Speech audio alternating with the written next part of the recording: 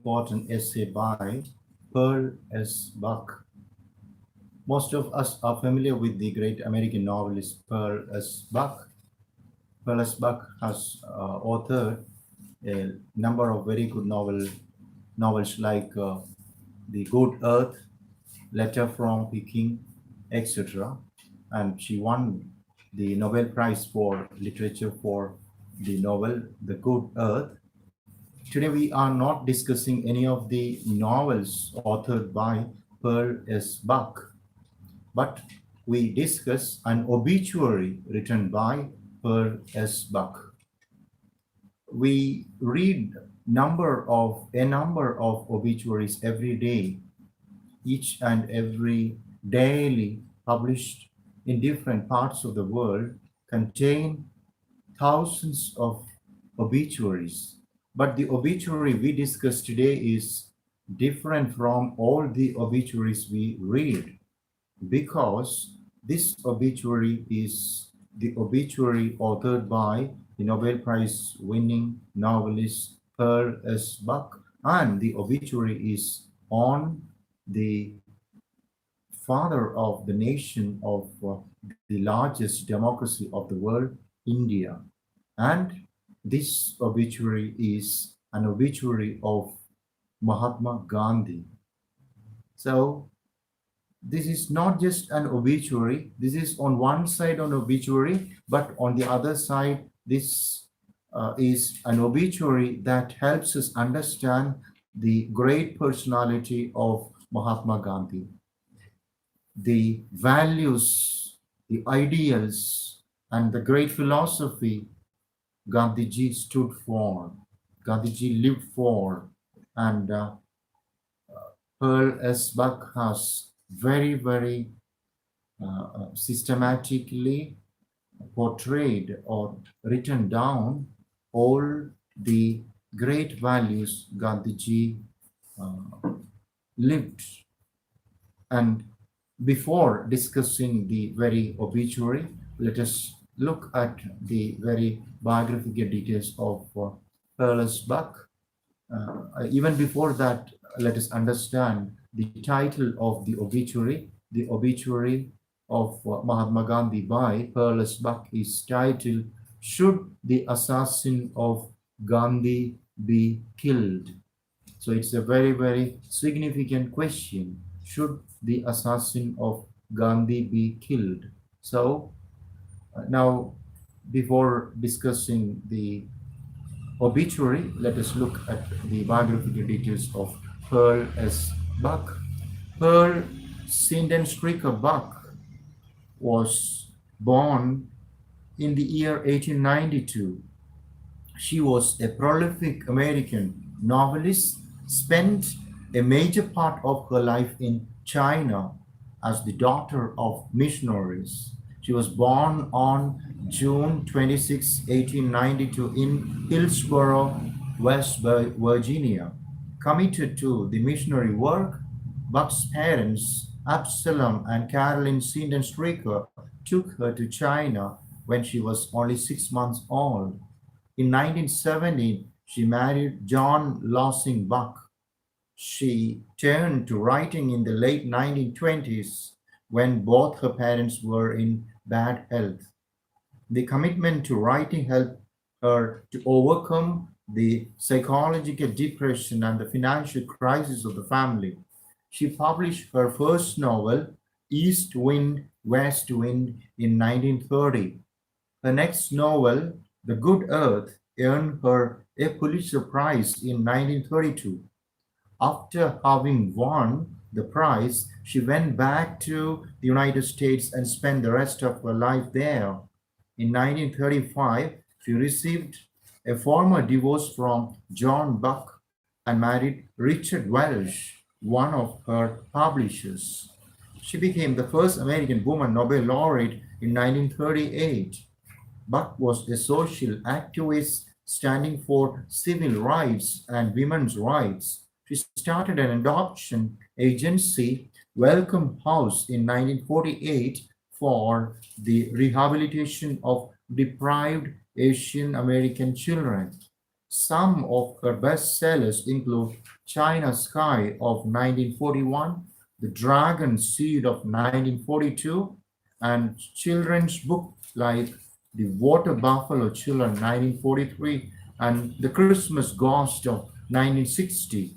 She died in March 1973 of lung cancer. Mahatma Gandhi, the father of the nation, who famously said, "My life is my message," was the greatest pacifist who lived in the turbulent 20th century. So you have to understand who a pacifist is or what pacifism is. A pacifist is somebody who is against war, and pacifism is just upholding the principles of peace. And Gandhiji was a pacifist. The world perceived his weapons of ahimsa and satyagraha as alternatives to the blood-shedding ideologies of war and violence. Albert Einstein famously said of Gandhiji, "Generations to come, it may be, will scarce believe that such a one as this ever in flesh and blood walked upon this earth." When he was shot dead by Nathuram Vinayak Godse, Pandit Jawaharlal Nehru famously mourned, "The light has gone out of our lives and there is darkness everywhere." The assassination of Gandhi had evoked strong reaction in many notable writers and statesmen across the globe, and Pearl S.Buck was no exception. Her comment was that Gandhi was always right and was the voice of conscience in our turbulent life. The essay is noted for Pearl S.Buck's condensed, simple style of prose writing. The obituary, written in the context of her having never met Gandhiji. "My visits to India always seem to coincide with his visits to jail." The extract reveals how and why the charismatic leader touched the heart and soul of the world. As a humanitarian, she says, "No war brings peace. Violence only brings more violence." Now we will read and discuss the obituary by Pearl S.Buck on Mahatma Gandhi. So it's a very short essay. It's a very small and simple obituary. So let us just look at the very obituary by Pearl S.Buck. Should the assassin of Gandhi be killed? Gandhi is dead. His ashes are scattered in the waters and over the earth of India. The indomitable frame, the fearless spirit, the long years, the high purpose, all were ended so easily. It was over in one instant. The shot of a gun, and only silence is left. Silence and a handful of ashes. It's no wonder that the ignorant, the stupid, the inventors of atom bombs, the generals, the captains, the sergeants, the little soldiers are the lovers of violence. All that they fear, all that they hate, all who rebel against them can be so easily ended. The movement of a finger upon a trigger, upon a button, a flash, a blast, and all that remain are silence and ashes. Today, a million can be killed as easily as a thousand as easily as one. So the very opening paragraph of this obituary by Pearl S.Buck on Mahatma Gandhi is about the violence that spreads all over the world. It's about the very violent deed in the history of human civilization, that is the firing of Mahatma Gandhi by Nathuram Vinayak Godse. So with that bullet that just pierced, penetrated, wounded the heart of Mahatma Gandhi, one of the greatest personalities of the world just ended. So Gandhiji's death is mentioned in this beginning of this obituary. So also the very reason for the murder of Gandhiji, as well as the very reason for violence, is explained here by Pearl S.Buck. So Gandhi is dead. It's the very beginning of the obituary. Gandhi is dead. Three small words. And it is again said that the ashes of Mahatma Gandhi is scattered all over the earth and waters of India. And now, Paulus Beck says that it is the it is in fact the ignorant, the stupid, and the inventors of atom bombs, the generals, the captains, the surgeons, the lady soldiers are the lovers of violence. All these people.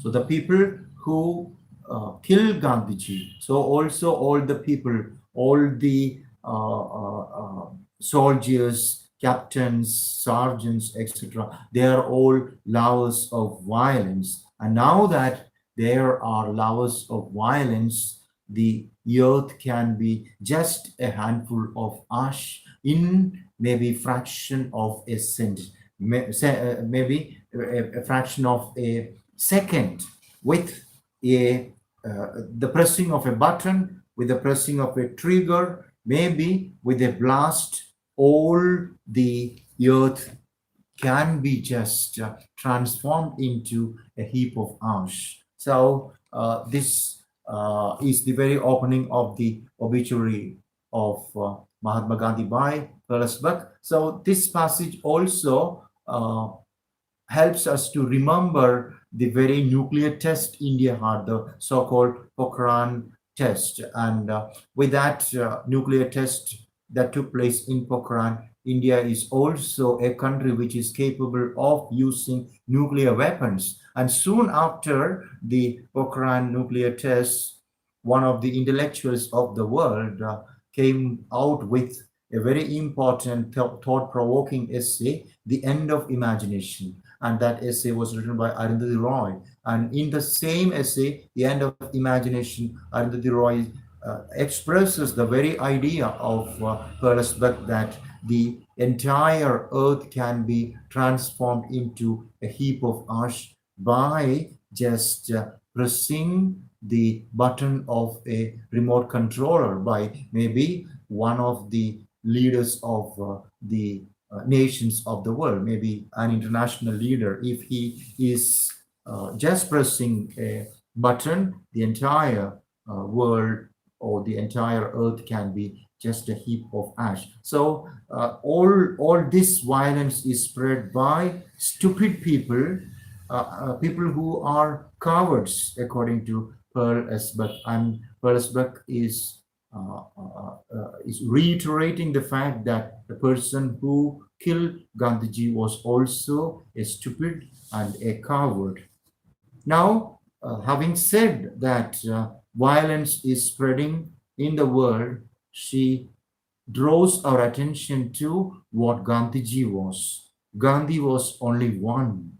His voice was single, always gentle, always reasoning. It was the voice of conscience in our turbulent life.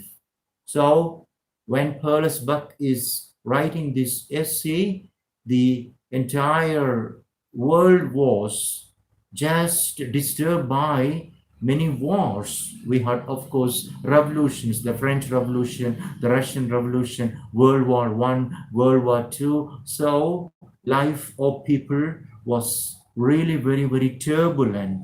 And when the world was so chaotic and turbulent, Gandhiji's voice was very, very gentle and reasoning. And Mahatma Gandhi was right. He knew he was right. We all knew he was right.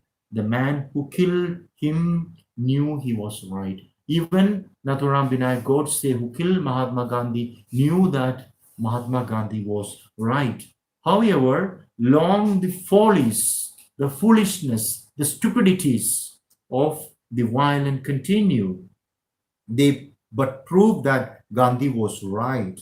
Non-violence is the only common sense for human beings. So Pearl S.Buck is emphatically asserting the fact that non-violence is the common sense for human beings. And Gandhiji was a person who upholded the principle of non-violence, ahimsa, and satyagraha.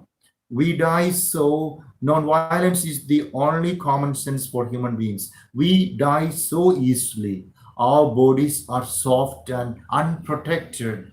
The brain, the heart, the soul are perilously lodged. So our life is so transient. Our body is very delicate, like a glassware. Maybe with a small strike, maybe with a small punch, anyone can die. Our life is so fragile, our life is so delicate, and it can just end very, very, very suddenly. Our bodies are soft and unprotected. The brain, the heart, the soul are perilously lodged. We cannot wait for peace to be made, for arguments to be settled, for the quarrelsomeness of selfish men to subside. Before that settlement comes, life is over. At all costs, Gandhi said we must refuse to use violence, resist to the very end, he said, but without violence. So here Perlesberg says that, okay, our life is so transient, human life is very, very fragile and delicate. We may die very soon. So we must settle all the differences. So if we continue with our arguments and problems and quarrels, we may not be able to end everything. So maybe the kind of misunderstanding and arguments, bullying, quarrels, etc., will continue, and that will lead to maybe the death of a lot of people. So let us not. We may have difference of opinion. We may have arguments, but let us not resort to violence. If we resort to violence, people will die because human body is so fragile. So despite of having differences, despite of having misunderstandings, despite of having some quarrels now and then, let us not use violence, because human life is so fragile, so delicate, that violence will lead to death. So let us not use weapons, let us not use violence. That is Gandhiji's idea, and that's what non-violence is. To a world confusing violence with power, these words seem too simple to be true. So maybe when Pearl Buck and Mahatma Gandhi speak about violence, it is rather insignificant, because Buck and Mahatma Gandhi are asking us not to use violence. So to avoid confusing violence with power. Today, international leaders, most of the leaders of the nations of the world, they are power crazy, and in order to hold on to their positions, in order to continue to hold their power, they use violence. And that is the reason why a number of people were killed in the colonies during the time of the British Empire. A lot of people were killed in many of the colonies of Great Britain because they wanted to hold on to powerful positions. They just wanted to exploit the colonies. So, to a world confusing violence with power, these words seem too simple to be true. Yet, truth is always simple. Men wind confusion and entanglements because they are afraid of simple truth. But truth is not changed. It is still simple. It is more fundamental than atom itself. So truth is just love, and truth is, of course, just non-violence. And Gandhiji asked us to just to remain away from violence. And truth is always very simple. And the truth is that human life is very fragile, and it can end all on a sudden. So if we use violence, people will die. So let us not use violence. Let us always follow the paths of non-violence and ahimsa. That is the truth, and truth is quite simple. And Gandhiji always preached the simple truth of non-violence or ahimsa. Consider now, Pearl S.Buck is asking us to look at the person who killed Mahatma Gandhi. Consider the young Hindu who sits in prison today, so heavily guarded because he killed Gandhiji. So Nathuram Vinayak Godse, after murdering Mahatma Gandhi, is imprisoned, and he has great protection because maybe people who like Gandhi may take revenge on this person who killed Gandhi. So there is great security for Nathuram Vinayak Godse, so heavily guarded because he killed Gandhi. Is he to die or to live? Now, what should we do with Nathuram Vinayak Godse who killed Mahatma Gandhi? Should he be killed? Should he be executed? Or should he be permitted to live? If we are to take Gandhi literally, and I think he meant always to be taken literally, that man should not die by violence, even as a punishment for crime. So, Pearl S.Buck just tells the fact that maybe now if we ask Mahatma Gandhi what should be done to Nathuram Vinayak Godse, Gandhi would say he must not be killed. Okay, he must not be given a punishment like execution, because execution, murder, violence, etc. are against the principles of Gandhiji. All this is against Gandhian philosophy. Gandhian philosophy is a philosophy which is very much Western, rather, which is very much founded in the principles of non-violence and ahimsa. So even the very murderer or the assassin of Gandhiji mustn't be killed, mustn't be executioned. And suppose fantastically that he should be released.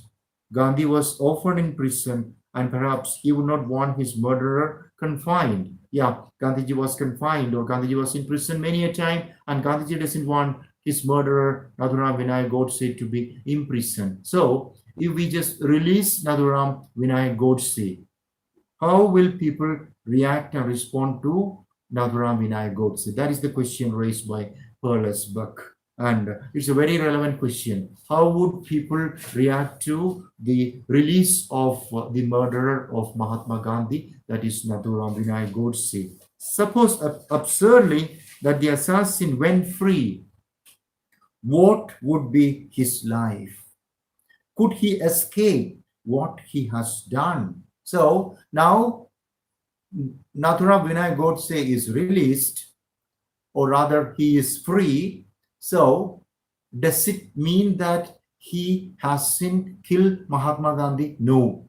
He will always be the assassin or the murderer of Mahatma Gandhi, although he is acquitted by the courts.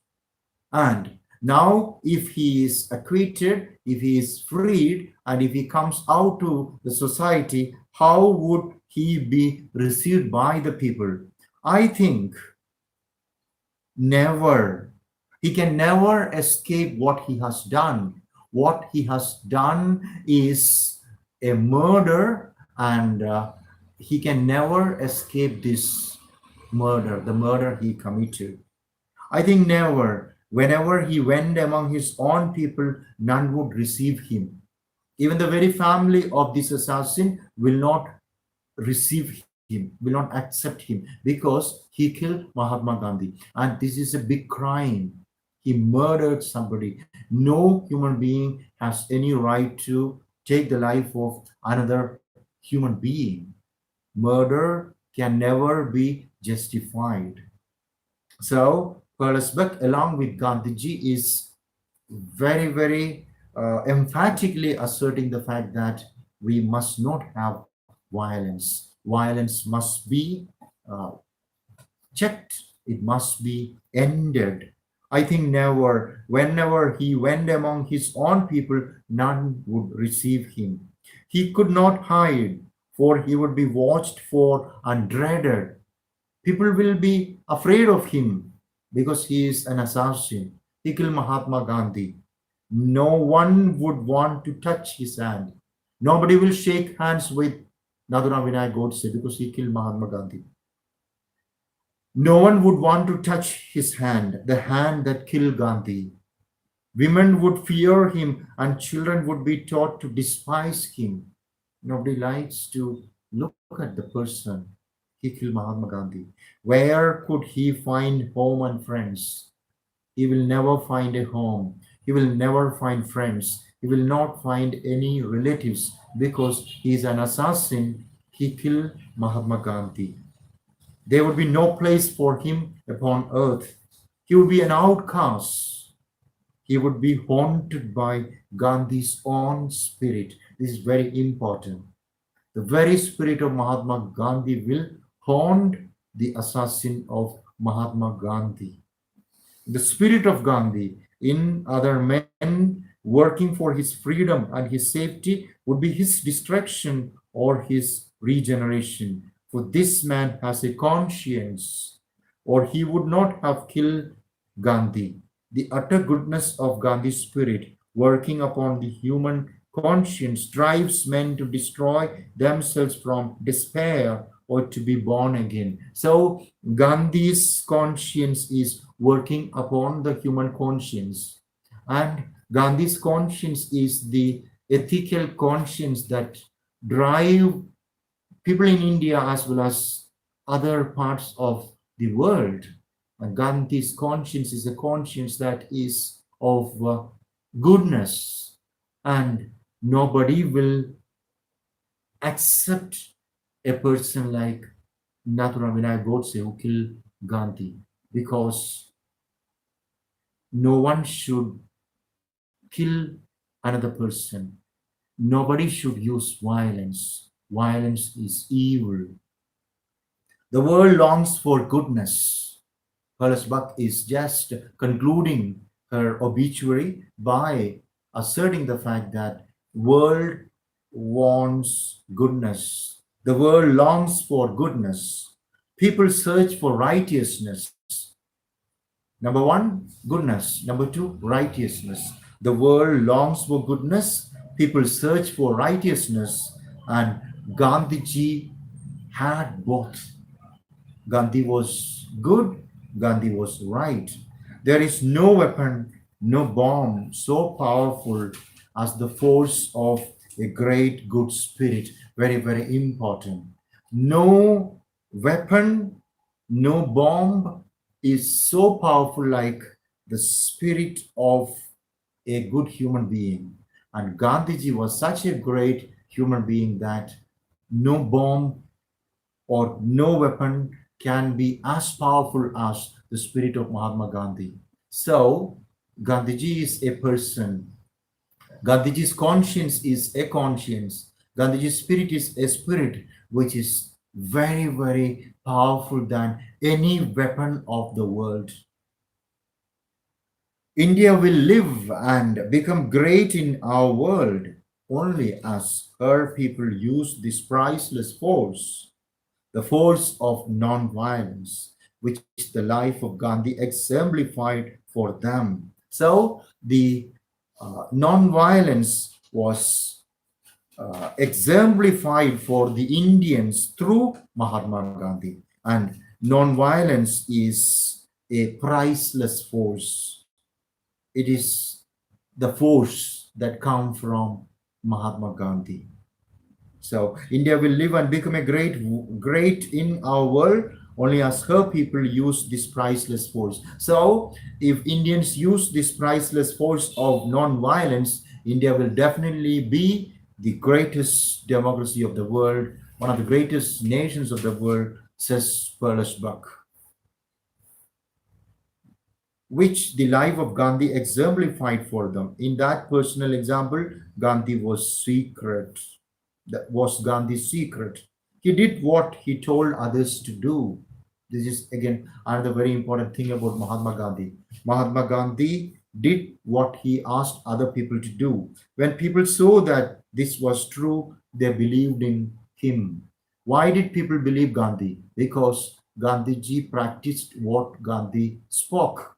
And because Gandhiji practiced what he preached, people believed Gandhiji. Gandhi has done his part. It now remains for people of India to take upon themselves his world leadership for non-violence. So now all Indians must accept non-violence, and we must have leadership which is based on non-violence, and then peace will prevail in India as well as in all over the world. Indeed, it is the only way in which India can fulfill the promise of her greatness. So how can India fulfill the greatness of India? India can fulfill the promise of India's greatness by upholding non-violence. Of violence, the world is sick. Very important. But along with Mahatma Gandhi, asserts the fact that the world is sick with violence. Yes, it is because the world is sick with violence that hundreds of people or thousands of people died in World War One, World War Two, in other wars in the Middle East, in other problems, like we have a lot of very, very mysterious bomb explosions every part of the world, and all this is just because of violence. And Buck says that world is sick with violence. By hatred and quarrels, we are surfeited and poisoned. The world is surfeited and poisoned, contaminated with hatred and quarrels. And Buck is asking us to relinquish hatred and violence. The hearts of the people turn away from the noise of militarists and warmongers. There are militarists, people who use soldiers, troops, and weapons, and the militia. So the militarists and warmongers. Who is a warmonger? A warmonger is a person or people. Warmongers are people who are crazy for wars, who spread war. So the hearts of the people turn away from the noise of militarists and warmongers. Okay, so nobody wants militarists and warmongers. No one in the world wants violence, quarrel, murder, death, destruction. So let us uphold the principles of non-violence. Let us walk in the paths of ahimsa. Let us hold on to truth. Truth is so simple, and let us just hold on to truth, and let there be peace and harmony in the world. We long for peacemakers. No war brings peace, for violence only brings more violence. O India, dare be worthy of your Gandhi. And now, while concluding the obituary, a very, very significant obituary on Mahatma Gandhi's death, Buck is asking us to be worthy of Mahatma Gandhi. All Indians, each and every Indian must be worthy of Mahatma Gandhi. Why? Because Gandhiji was a person who just filled the world with noble ideals of patience, love, forgiving nature, sympathy, empathy, the ideals of non-violence, ahimsa, truth. So Indians must accept and always spread the ideas and the principles that Gandhiji lived for, especially non-violence, satyagraha, love, patience, sympathy, empathy, kindness. So all these values must be there in the heart of each and every Indian, and we must be peacemongers, or we must be pacifists like Mahatma Gandhi. That is the very message Pearl S.Buck gives to the world when she is just writing the obituary at a time when Gandhi is dead. Now we have to look at the questions and answers. The first question, and according to Pearl S.Buck, Dash is the only common sense of human beings. According to Pearl S.Buck, non-violence is the only common sense of human beings. Number two, men wind confusion and entanglements because they are afraid of simple truth. Next question, what is more powerful than bombs and violence? The force of a great good spirit is more powerful than bombs and weapons. And Mahatma Gandhi's spirit is more powerful than bombs and weapons. And if we have more people like Mahatma Gandhi, we don't require any weapons at all. Next question. Why did the people believe in Gandhi? People believed in Gandhi because Gandhiji practiced what he preached, because Gandhiji did what he wanted people to do. Gandhiji was honest, and because of being honest, because of the great values Gandhiji stood for, people believed Gandhiji. Next question. What does the world long for? The world longs for peacemakers. Very important question. What does the world long for? The world longs for peacemakers, people who make peace, people who can patch up the differences, people who can end war, people who can just mitigate problems, people who can resolve issues. And that was Mahatma Gandhi. When Hindu-Muslim riots, communal riots were going on in the northeast and of course the northwest and the north of India, Gandhiji started fast unto death. And that is one of the methods of peacemaking. And it is said that the world longs for peacemakers like Nelson Mandela, peacemakers like Mahatma Gandhi, peacemakers like Mother Teresa. So, next question. Who are the Lord referred to as the lovers of violence? The lovers of violence are the inventors of atom bombs, the generals, the captains, the surgeons, the little soldiers, and of course, all the people who are power crazy are lovers of violence. And it is because of the craze for power that we have violence there. And all these people are lovers of violence. The soldiers, sergeants, captains, generals, inventors of atom bombs and weapons, they are the lovers of violence. Next question. What is the fate of those who rebel against the lovers of violence? The fate of those who rebel against the lovers of violence, they will be killed. Like Gandhiji was a person who rebelled against violence. So all people who rebel against violence will be eliminated, will be killed by the very lovers of violence, because they have weapons with them. They have guns, pistols, machine guns, bombs, missiles, and a very, very lot of destructive weapons. So the people who rebel against the lovers of violence will be killed. Very, very easy to answer. Next question, paragraph questions. Why do inventors of atom bombs love violence?